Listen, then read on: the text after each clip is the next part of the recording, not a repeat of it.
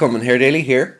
This video is just running through a few topics of assessment for learning tools or meaningful assessment tools that one could use in a classroom. They lend towards the new junior cert cycle for classroom-based assessments 1 and 2 and towards creation of students' portfolios.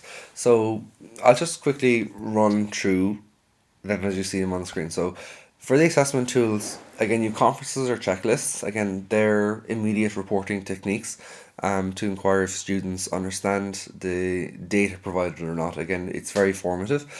Rubrics, whereby you're setting the criteria of a task. So you may give students a model activity and give an example of, this is an example of a well-composed activity. And then you can get the student to organise the criteria for success based on modelling and critiquing.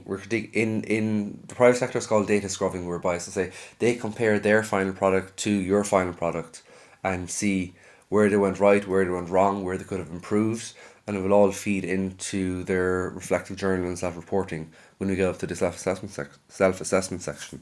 So in terms of product, whether it's task-based or you're providing realia, you can use the book, brochure, oral presentations, newspapers, multimedia, art, and website. Anything engaging to the student, whereby, like, I don't see the advantage of giving a class of 30 students all the same activity because, again, they're 30 different persons, they have 30 different interests, they have 30 different intelligence types. You can discriminate positively the skill from each activity. It doesn't matter what the activity is, as long as it's reproduced properly by the student. I have student portfolio here at the bottom because it's going to play a big part in the new junior cycle, whereby students kind of like would start to build up their portfolio from first year, but then from second year their portfolio would need to be up to scratch in terms of presentations and selecting something from their class-based assessments for each of the 10% grades. Graphic organizer, a video on that I've described that already. Concept maps, event maps, KWL, and the German equivalent. Was ich weiß, was ich gelernt habe, was ich lernen will.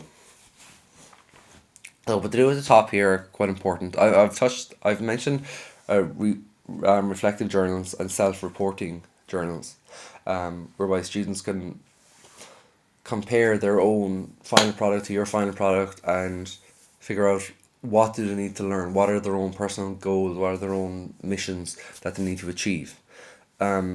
Research logs, in the same way as if you're doing a scientific experiment, they can just kind of figure out, okay, what am I lacking, what do I not know of. I'm just thinking of an example whereby a student might know a certain verb type or might know certain vocabulary as opposed to the majority of the class. Their PIP, which is their personal improvement plan, might be that they need to revise a certain aspect of this section of the course and do a specific homework task to get up to speed. Now, when I say get up to speed, again, the whole class shouldn't be marching to the beat of your drum. They shouldn't be doing anything uniformly like an army. They're all doing various individual group activities, but again, the output is the same regardless of the activity done.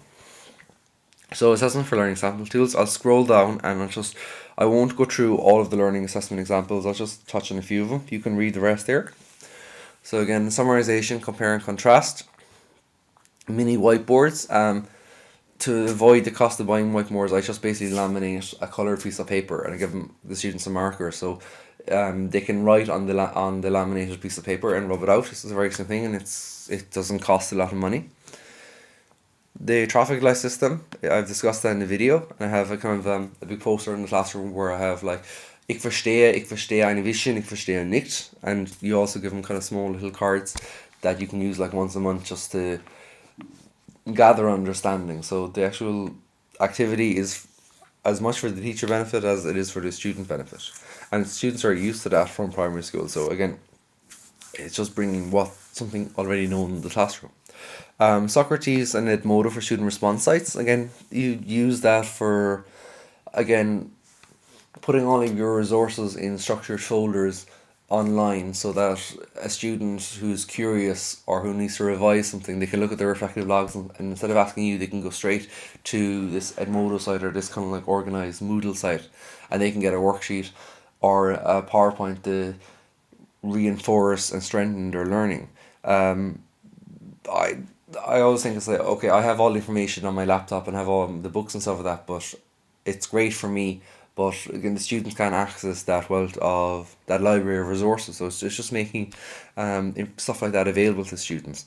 Other ones are here, Leo, Lingua,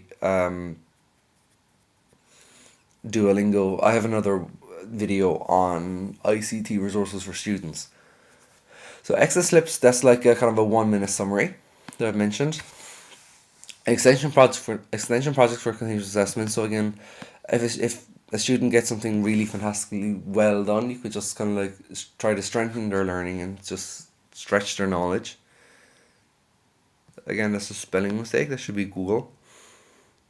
Create a video, chat show panel discussions. Chat show panel discussions is very easy to organise for more so for senior cycle students, but depending on the competency and the classroom discipline in the classroom. Create a video, again, very simple. Put things up on YouTube,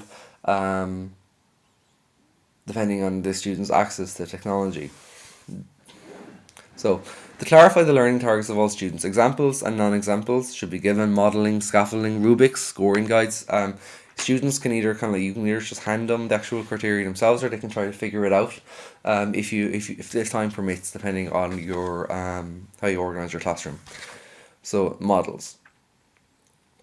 So again, I'm not going to call everything out here because, as I say, you can just read through it.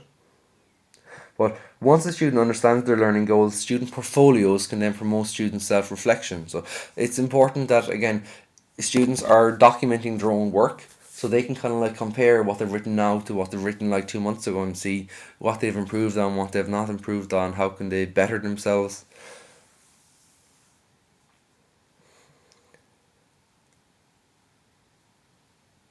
Okay, so one thing, feedback needs to be focused on the learner objectives rather than comparison with other students. I think that's very, very important. You can compare students in your own private faculty for teacher-parent meetings or for your own classroom development, stuff like that, but I wouldn't, or I'm learning slowly to not vocalize that, because I think it does more harm to the student than it does more harm to the student than the intended purpose. So it goes on to give meaningful feedback and focus on activities. I remember in one school whereby you create kind of an X and Y plane graph, and you actually have the students grade climbing in like a graph like fashion, so they can see that they're going higher and higher and higher. More so for first and second year students, whose conceptual thinking is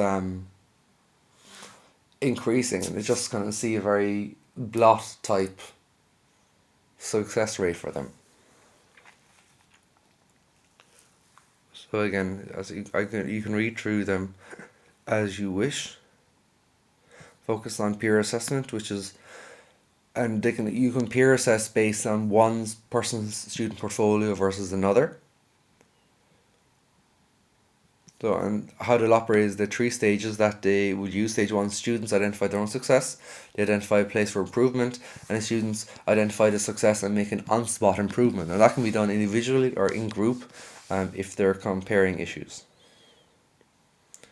Okay? Also, as I said, it's just summarize 3 points for ongoing assessments to help student self-awareness and student planning. What they've learned in the class, what they need to revise in the class, and what resources they can use that can help each other. So that's it there, self-assessment tools in the classroom.